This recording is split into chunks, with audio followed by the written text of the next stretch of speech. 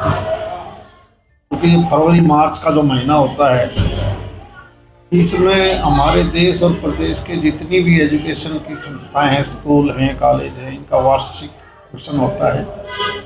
सारा साल की का परिश्रम, बच्चों की मेहनत, क्योंकि हर आज के दिन हर माँ बाप परिवार अपने बच्चों को अच्छी शिक्षा दिलवाना चाहता है।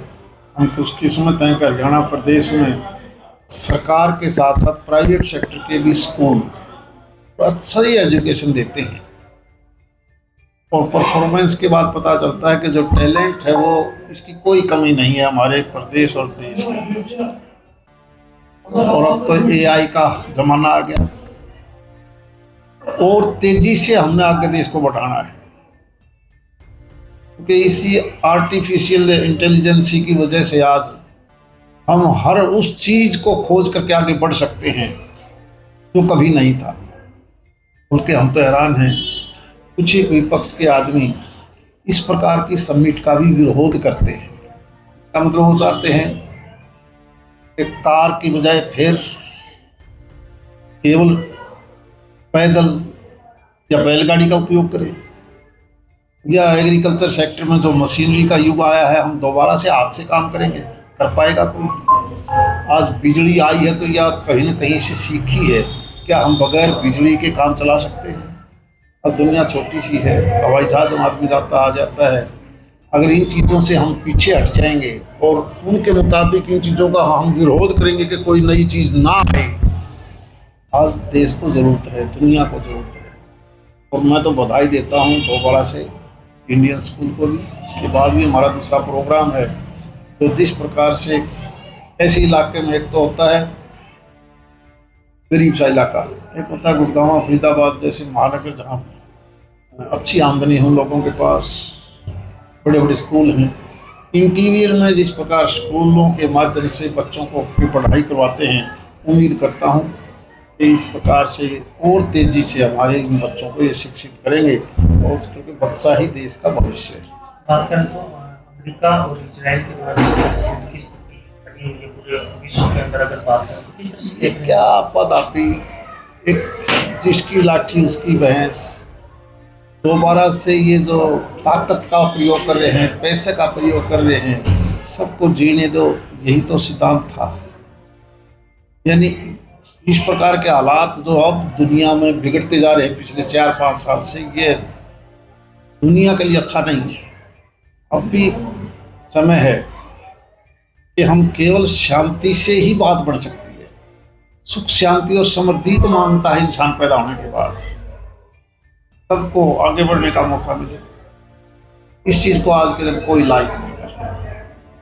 बात करें तो राहुल गांधी के द्वारा भी पंजाब में रैली की गई, किस तरह से देख रहे हैं पंजाब के अंदर? मुझे नहीं पता, रैली में ध्यान नहीं है। रैली तो हर पॉलिटिकल आदमी का काम है, वो रैलियाँ करेगा, अच्छा जुलूस करेगा, ये डेमोक्रेसी का पार्ट है।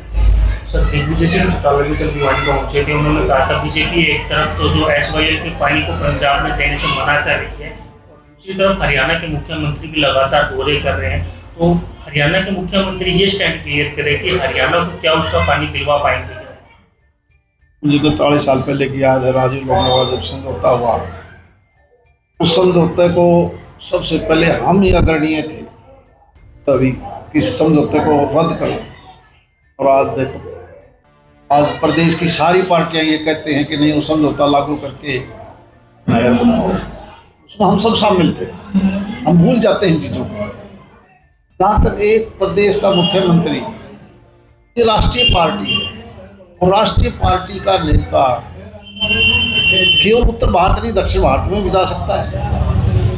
क्या चौधरी देवीलाल जी के नेतृत्व में हम उत्तर प्रदेश और राजस्थान में नहीं जाते थे? पंजाब हमारा भाई नहीं है। कल तक आप 1 नवंबर 1966 से पहले पंजाब हरियाणा तो एक ही। वार्षिक महोत्सव मना रहे हैं। हमारा 28वां वार्षिक महोत्सव है Indian senior secondary school Bhiwani Vidyanagar का। सांस्कृतिक कार्यक्रम हैं, अपने चौधरी धर्मवीर जी, महंत चरण दास जी महाराज जी और अविनाश सरदाना जी, ये हमारे विशेष अतिथि हैं। हमारे गुरुजी हैं श्री दीपक गुप्ता जी।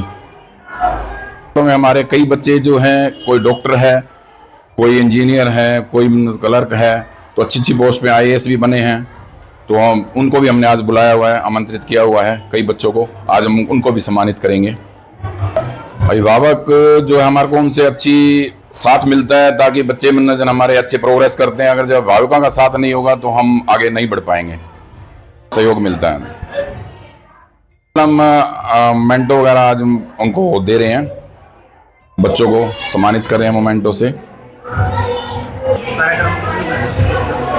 आज जो कार्यक्रम में जो बच्चे भाग रहे हैं, कम से कम 150 के आसपास सांस्कृतिक प्रोग्राम में भाग ले रहे हैं। और हमने जो बच्चे लगभग बुला रखे हैं वो 25 से 30 बच्चे बुला रखे हैं, जो भी अच्छी अच्छी पोस्टों पे लगे हुए हैं। विद्यानगर स्थित इंडियन सीनियर सेकेंडरी स्कूल का जो वार्षिक आयोजन है, उसमें मुझे भी आने का मौका मिला। और जो इनकी पहचान है स्कूल की और मेहता जी की, जो इतनी मेहनत करते हैं बच्चों के लिए, और अभिभावक भी उससे खुश हैं और बच्चों ने भी कहीं ना कहीं अपनी उस मंजिल को पाया है। आज बता रहे हैं मेहता साहब कि बच्चे एक डॉक्टर बन चुके हैं और अधिकारी बने हैं, तो उन बच्चों को सम्मान भी दिया जाएगा।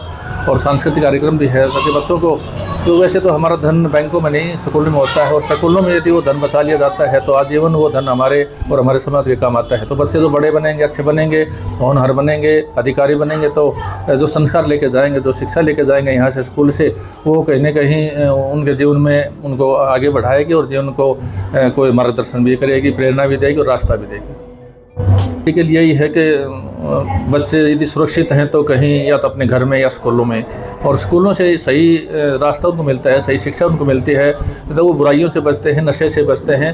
और ये हमेशा अपने स्कूलों के माध्यम से जो संचालक हैं, जो भी शिक्षक हैं, वो कहीं ना कहीं बच्चों को भाई नशे से बच करके अपने शिक्षा से जुड़ करके अपना स्वयं का भला करें। और कहने के माँ बाप को, अपने अभिभावकों को उसका जो है उनको लगना चाहिए कि हमारे बच्चे या हमारे माँ बाप का हमने नाम रोशन करना है, हमारे बच्चे बढ़िया चलें। अच्छा।